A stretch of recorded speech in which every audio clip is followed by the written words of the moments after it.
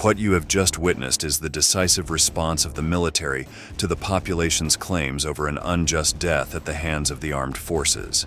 This is just one of the many cases that commonly occur in various Mexican localities. Aggressions against civilians in the state of Guerrero, in the southern part of the country.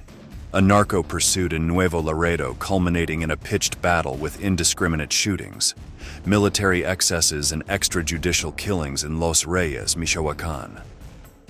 The pleas of the inhabitants fall on deaf ears as military violence continues. These tragedies darken everyday life and leave physical and emotional scars on a population already traumatized by violence. The fury of society has put social security in check, reaching brutal extremes. In this new video from Military Force, we will delve into 3 sensitive cases that illustrate the harsh reality of the conflict between civilians and the armed forces in Mexico. Get ready. Get.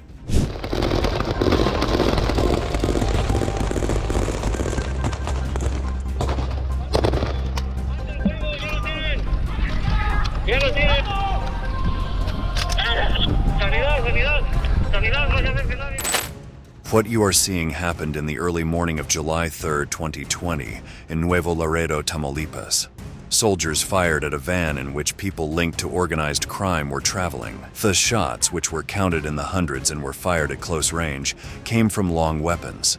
The official version claimed that after the ceasefire, no vital individual was found in the truck. However, a video reveals a different reality. In the shocking images, a person can be seen moving inside the back of the vehicle, which has received at least 243 bullets. The population, in a bloody manner, asks the military to finish off the person inside.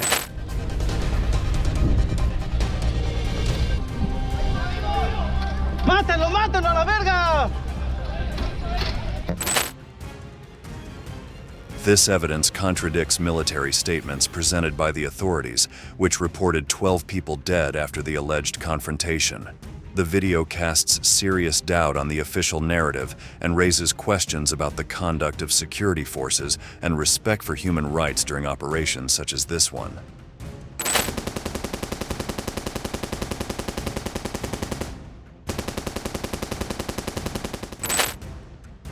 On A. Valdez Reyna Street in the Nueva Era neighborhood, 4 official vehicles were patrolling when they were ambushed by members of organized crime while heading north towards the airport. The attackers in 3 trucks opened fire on the military forces, triggering a confrontation where the agents repelled the attack and began the pursuit. At the beginning of the footage, a Mexican Army soldier equipped with a camera on his helmet is seen following urban operations protocol. He is positioned in front of a mounted machine gun on a Chevrolet Cheyenne, firing repeatedly at a silver pickup truck that is being pursued. As the bullets run out, the soldier requests ammunition 4 times, facing difficulties in reloading while continuing the chase.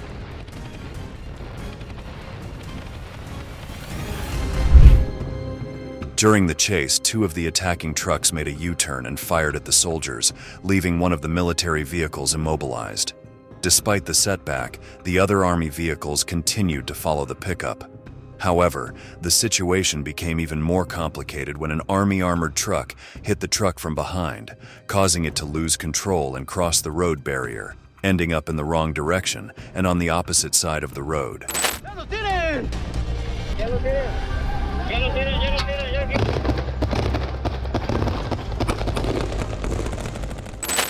One soldier said he used 27 rounds of ammunition during the incident, while another reported firing at least 70 times. Once the van was on the other side of the road, one person tried to open a door without success. Later, 2 occupants got out from the driver's side and were shot down meters away.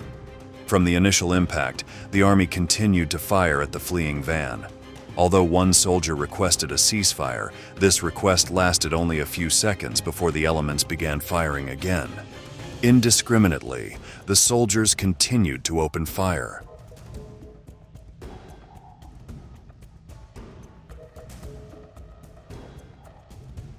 On July 14th, 11 days after the events, the press revealed that among the alleged criminals killed in the confrontation were also 3 civilians who were kidnapped by members of organized crime.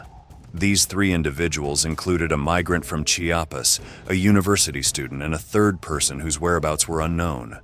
They were tied up by their hands and feet, and 2 of them received bullet impacts in the chest, while the third died from a shot to the head at a distance of 1 to 3 meters.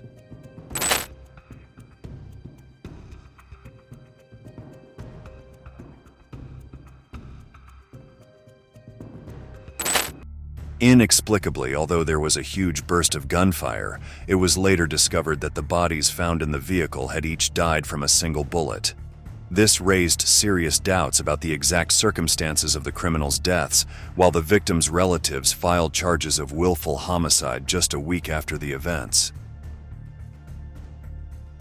The second case takes us to the land of Guerrero.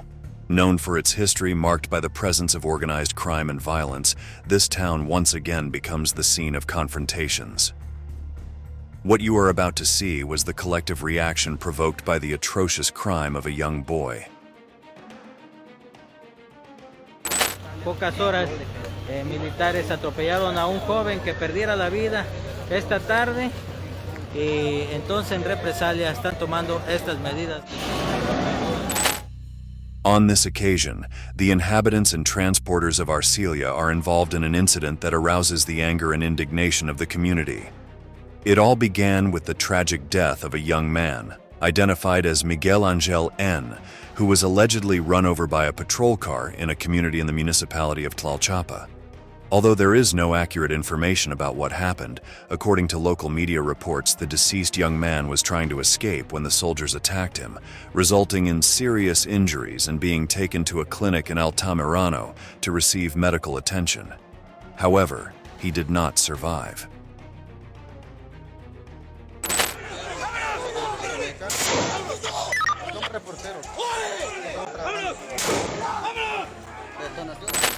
The news of the death of Miguel Angel N. unleashed a wave of indignation in the community of Arcelia. Residents and merchants decided to take drastic measures to demand justice and accountability for what happened. They blocked a street in the heart of the city and cornered the army members present in the area, confronting them and demanding answers for the action that led to the tragic outcome. Around 10 p.m., more than 300 people, including transport workers, relatives of the deceased young man, and neighbors, gathered at the site where 2 backhoes were already present. The crowd expressed their outrage and demanded justice for what had occurred.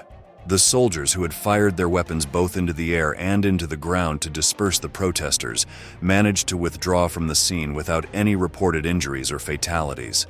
However, minutes later, the people of Arcelia took justice into their own hands and demolished the public ministry facilities with heavy machinery.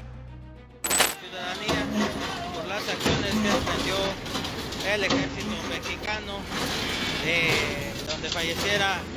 joven de la localidad de Tlachichilpa, pues están tumbando prácticamente el edificio del ministerio. The machines crashed into the railings, the roof tiles, and the walls, causing serious damage to the building.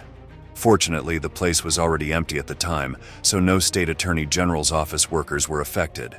The protesters justified their action as a response to the murder committed by the military and made clear their anger and frustration at what had happened. Pues están tumbando prácticamente el edificio del ministerio. But the violence against the civilian population doesn't stop here. A very sensitive case occurred in the municipality of Los Reyes, located in the state of Michoacán. Tranquility was disturbed by an episode of violence between locals and military personnel, which was captured in videos circulating on social media. In the first clip, a group of soldiers is seen surrounded by local residents armed with shovels and sticks, who insult and threaten them.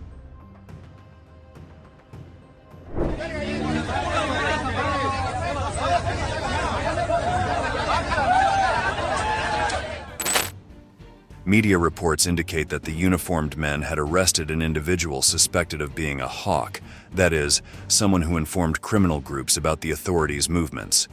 However, a group of men came to the detainee's defense and attacked the soldiers, managing to free him.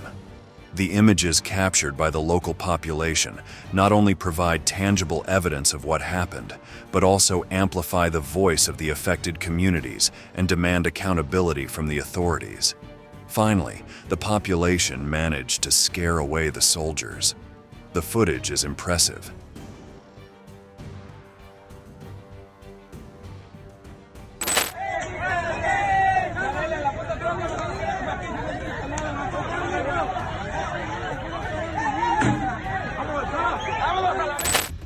These three cases of excess illustrate the tensions between the civilian population and security forces in Mexico. The presence of military personnel in the area, intended to maintain order and combat crime, is often perceived as a threat by local residents. This perception can lead to feelings of rights violations or unjust accusations of complicity in illicit activities. The brutality of extrajudicial killings, abuses, and persecutions heightens fear in the streets. The enraged society demands security, yet their calls seem ignored as the military continues its violent actions. That concludes the report. If this video has piqued your interest, we invite you to subscribe for more similar content and future releases from military force.